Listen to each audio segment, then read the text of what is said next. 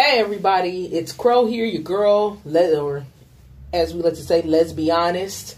This is my YouTube channel, Let's Be Honest. This is where I talk about everything and anything from the realist point of view to levels, politics, everything. Anything you want to know. But I mostly do shows, and I comment on the fuckery of shows.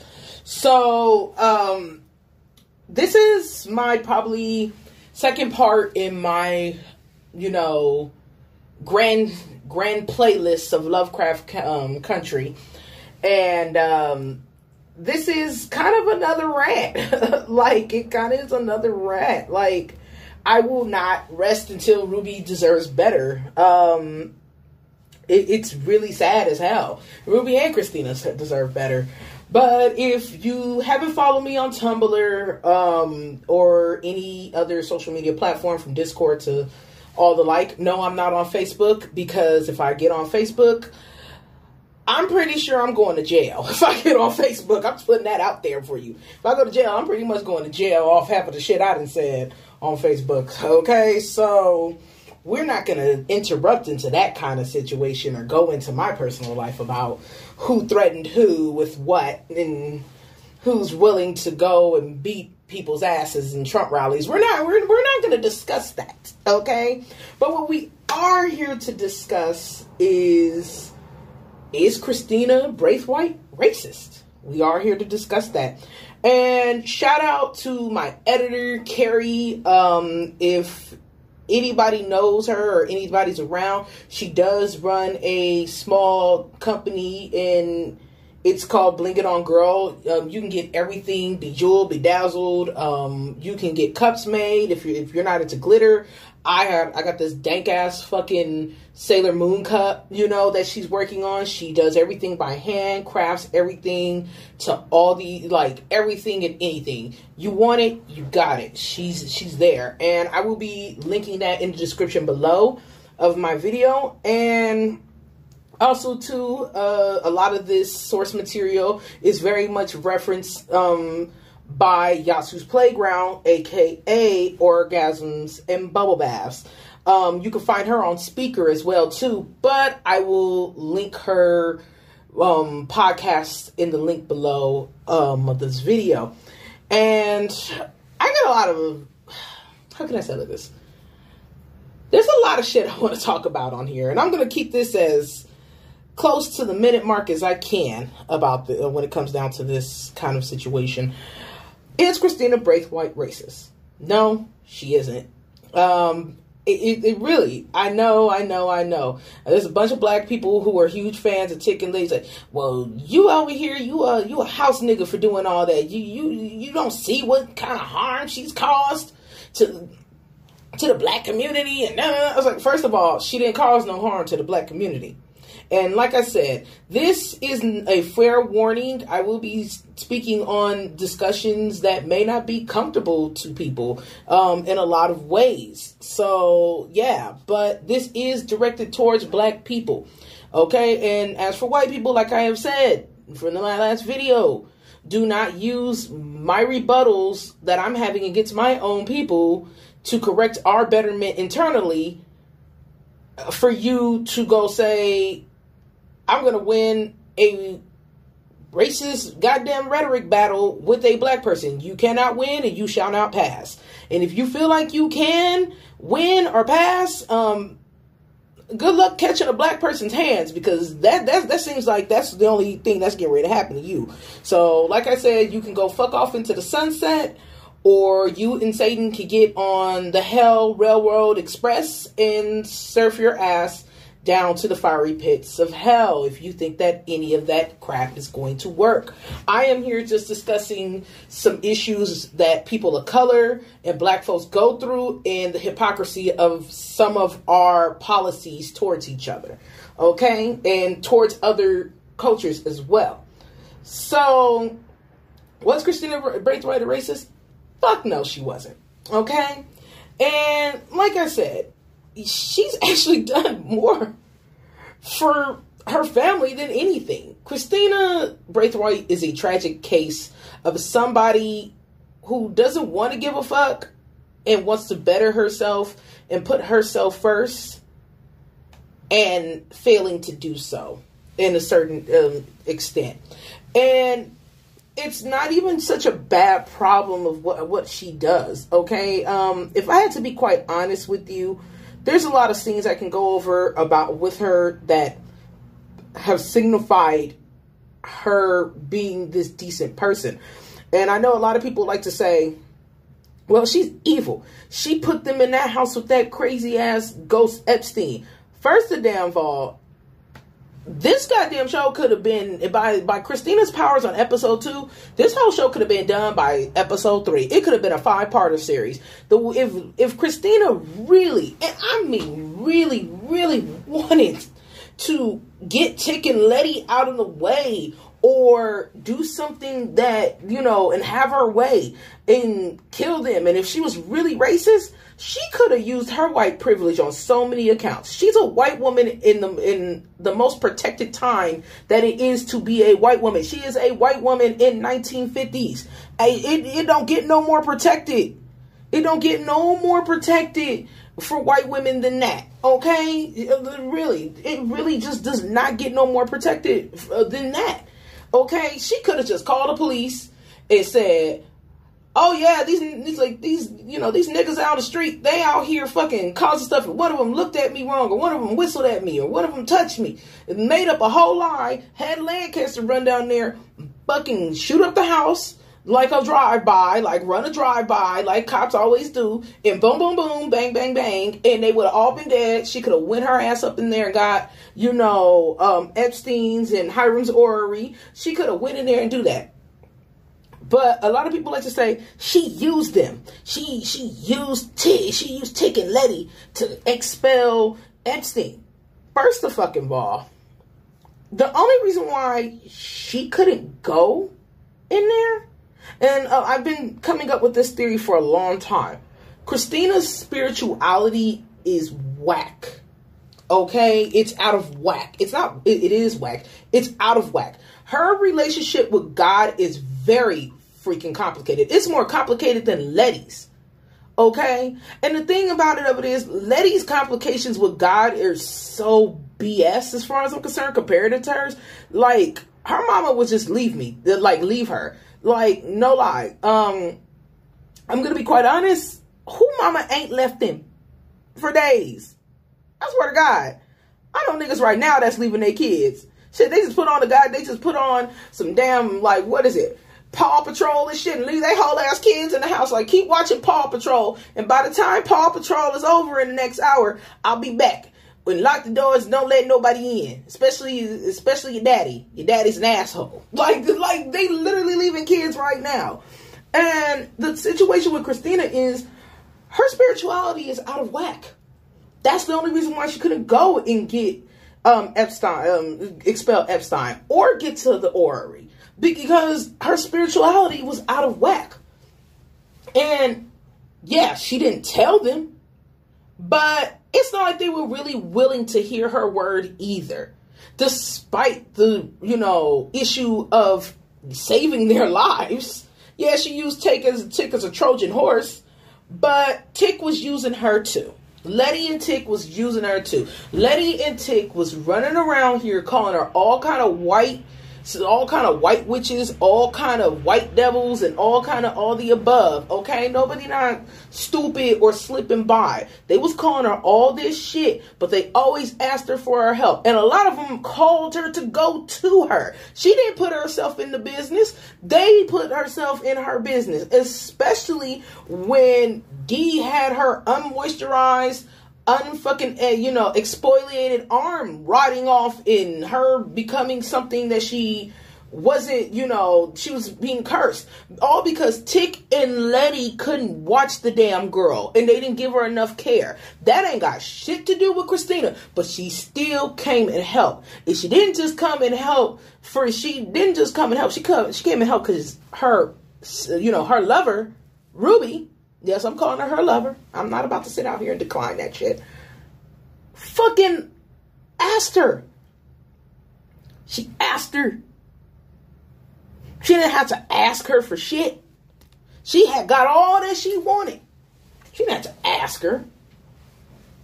And she still did what she could. And still, I see a lot of black audiences and commenters say, well, she didn't have to do that. When Lancaster, she could have asked Lancaster. No, she didn't. That was not her place to ask Lancaster. Fuck that. No. Sorry. If anything, with Christina actually, next to ticking his Shoggoth, which they daddy, incidentally read backwards, Christina actually saved the motherfucking day. Overall, because once she put that charm in his desk, he couldn't reform. He couldn't reform. And actually, she did a lot of the black community a favor, because if you don't remember, in one of the episodes, there was a mention of black people missing. Not when Letty, but they had mentioned again that there were black people currently missing around Southside fucking Chicago. So he was over here napping up people and dropping them up. Are you fucking kidding me? And this girl is still a fucking racist? She really did more for black people than Tick and Letty ever could. And the saddest part about it is, Tick and Letty, they supposed to be all black, intrinsic power and shit and all the above. And they so focused on Christina because she's the blue-eyed white devil, whatever the hell it is. I know I be hearing y'all black folks talking about that stuff and discriminating and being prejudiced against her while she's helping, when they really should have been focusing on they people getting chopped up and stuff like that for magic. Get the hell out of here. Really. And since I'm getting on almost on my 15-minute mark, this is another thing why Christina isn't racist. She gave Ruby a place to stay. Like I said in my last video, ain't no dang white people giving black folks a place to stay rent damn free in a uptown white fancy neighborhood. Get the fuck out of here with that. She gave her a place to stay when Ruby couldn't stay with her shady ass fucking sister Letty. Oh, in BTW, she gave Letty a place to stay. She gave Letty a place to stay. You gotta be fucking kidding me. Ain't no white people ain't even white people in 2020 buying black folks' houses. If you don't get your asses out of here with that basic ass bullshit, Letty and Tick, and she didn't just give Letty a place, she gave Tick a place to stay, because Letty got it. Letty had the hots for Tick, and Tick gets to stay there. So basically, they all living in one freaking house that she bought. And she's the white witch devil? Okay, I see where our allegiances are landing.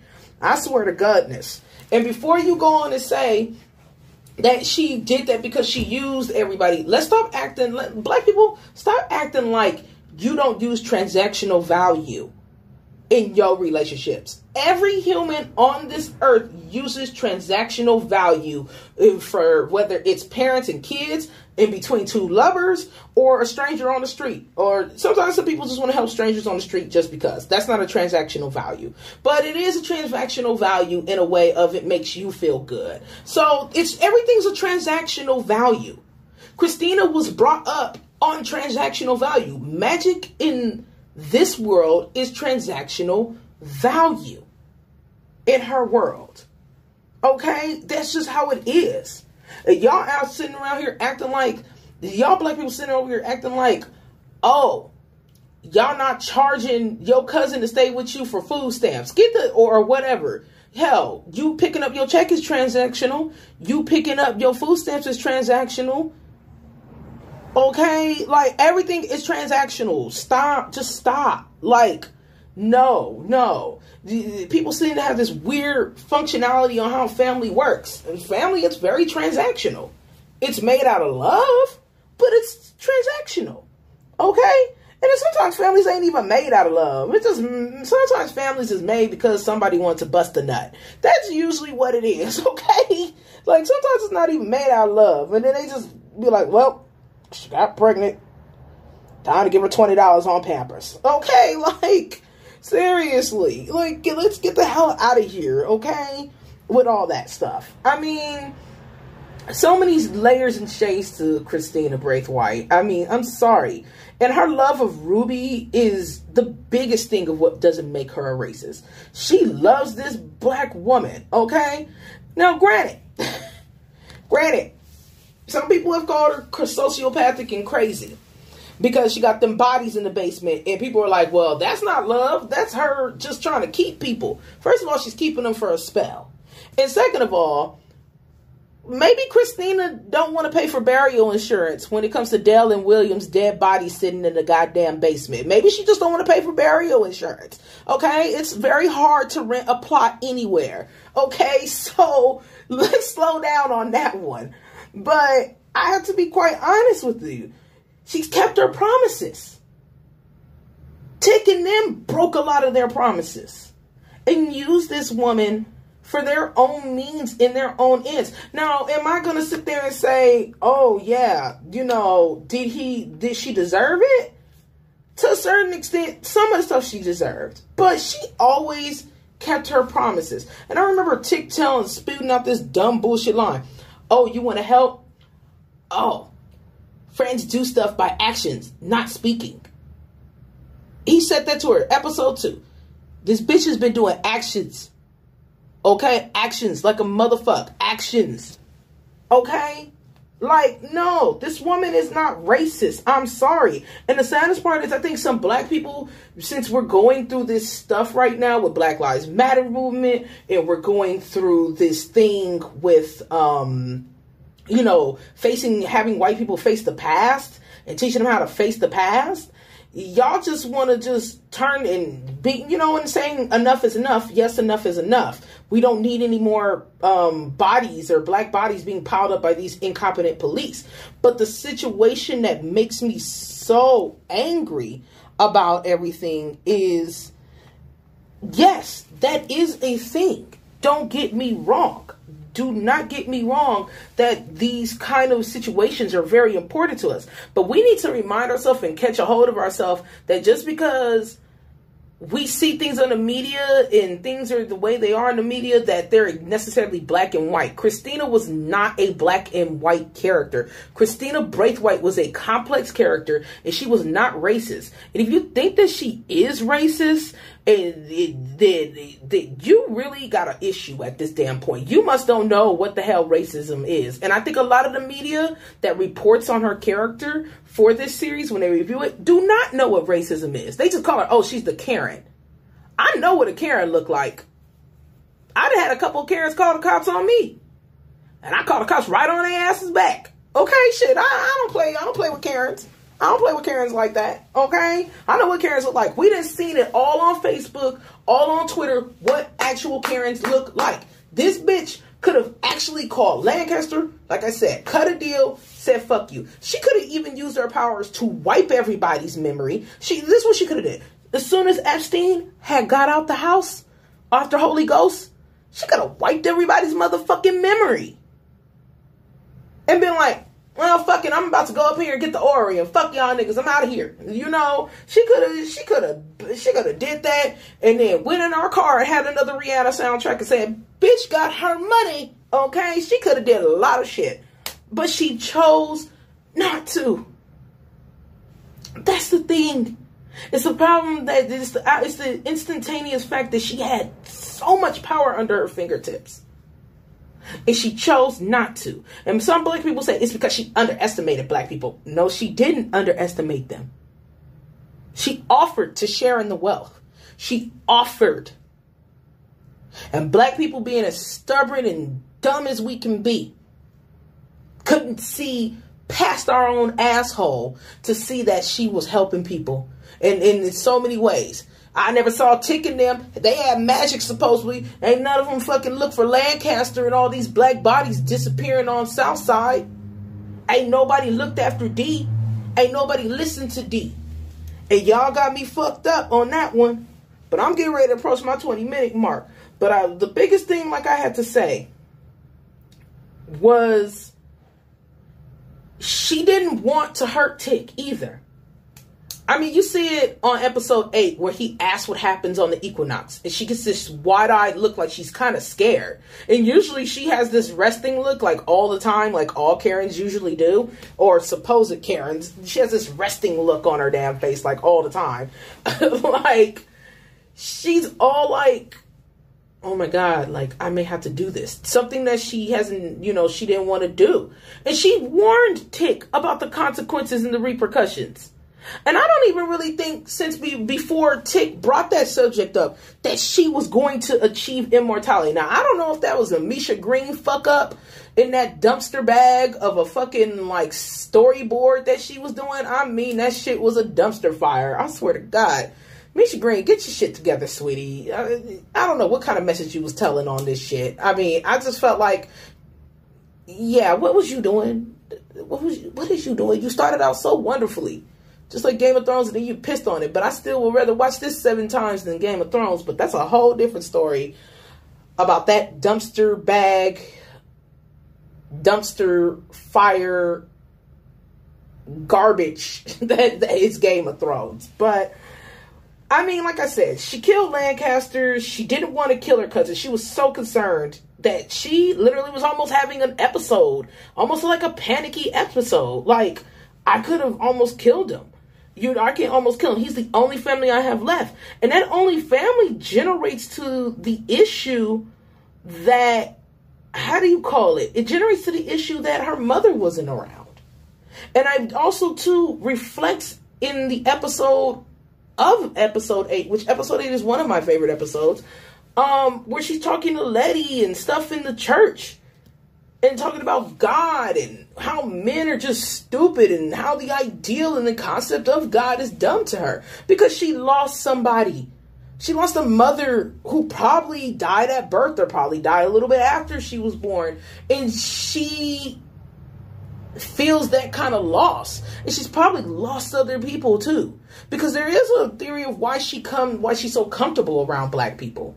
That she may have had black mammies or maids or whatever the case may be. And they probably were taken away from her by her father. Because her father is a racist, sexist cult leader. Christina Braithwhite comes from a heritage of hate, people. But she still manages to break out of that heritage of hate to try to help her sorry-ass distant cousins. Yes, I said it. Sorry-ass distant cousins. And like niggas, y'all want to be dumb, okay? And then support this kind of imbalanced freaking relationship. And the saddest part is that you can't see is that Christina, this is what really doesn't make her a racist. She literally mimicked Emmett Till's death.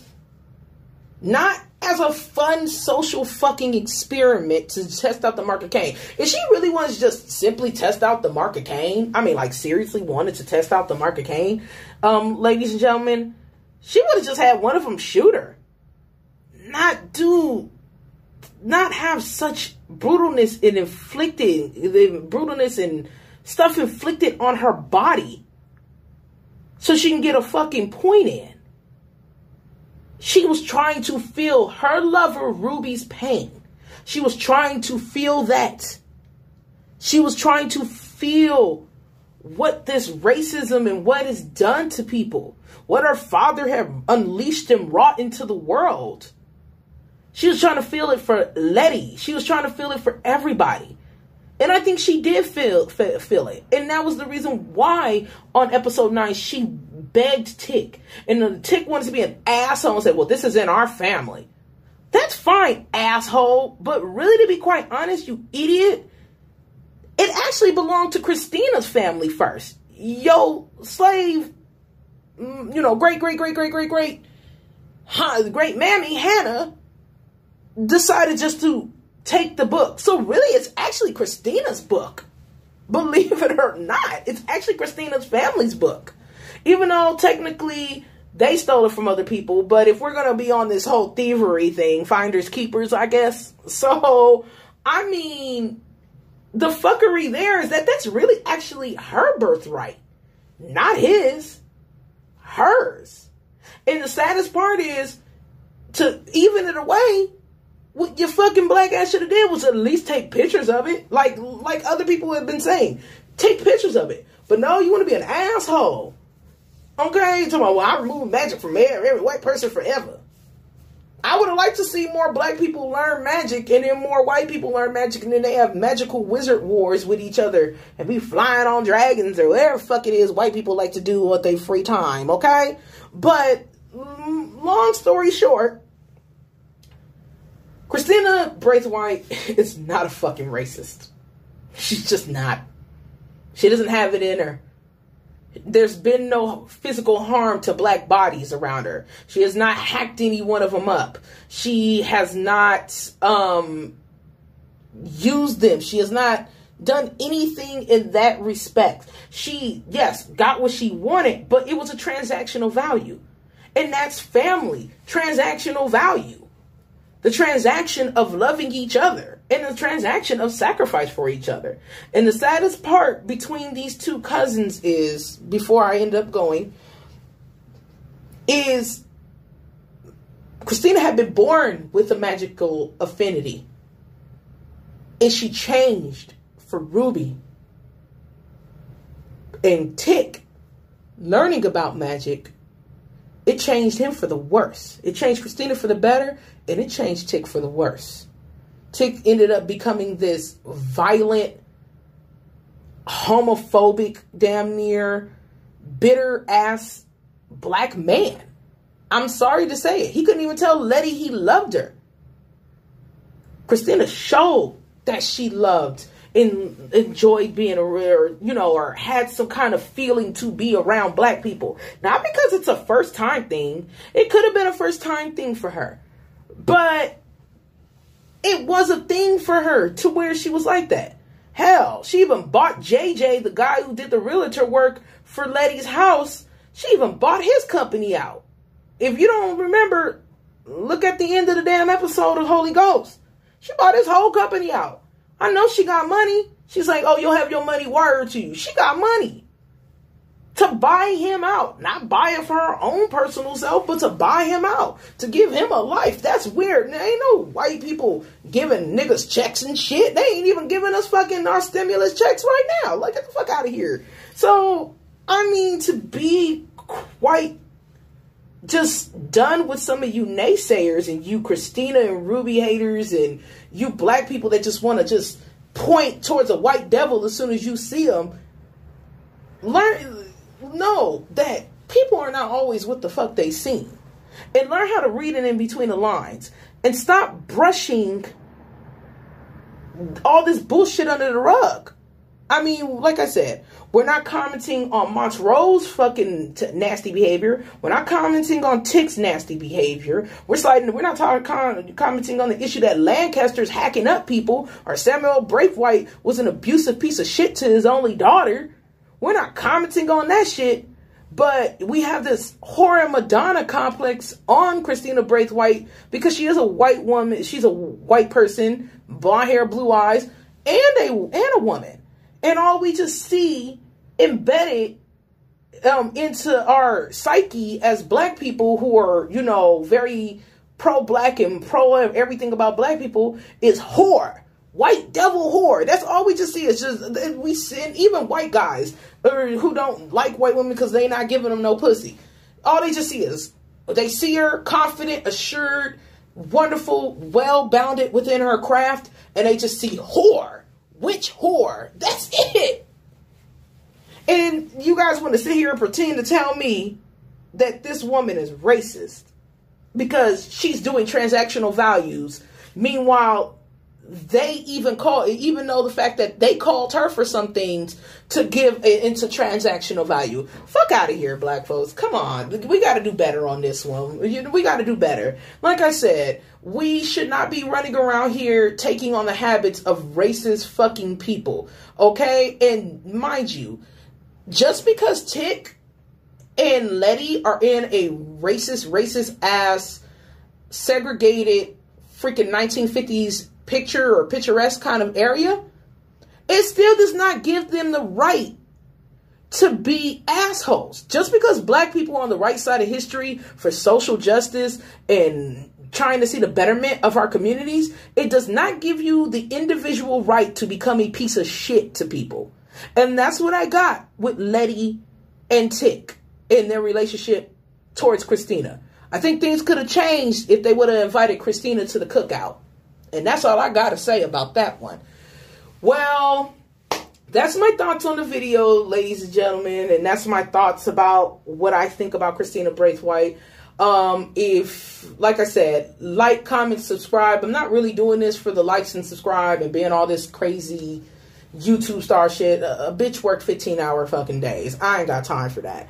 But I'm gonna be quite honest. If you like it, subscribe to it. If you don't like it, let me know in the comment section. I'm just gonna probably ignore you and probably tell you to go eat dicks, okay? But at the end of the day, that's just the message I wanted to give out. But like I said, shout out to Carrie, shout out to Yashu's Playground, Orgasms Bubble Bass, find her on speaker, find Bling It On Girl. They're in the links below. And I'll just say for my next preview topic, I will be talking about Ruby and Letty. And I will be talking about Ruby and if Ruby already knew who Christina was from Jump Street. And I will be talking about Letty and was she jealous of her sister so much so that it led her to her death? Was Letty jealous? Did Ruby lie to herself all the way to the bitter end? We won't know, but I am going to give my damn opinion on it. So like I said, comment, like, subscribe, check me out, and I'll be seeing you guys later. Bye.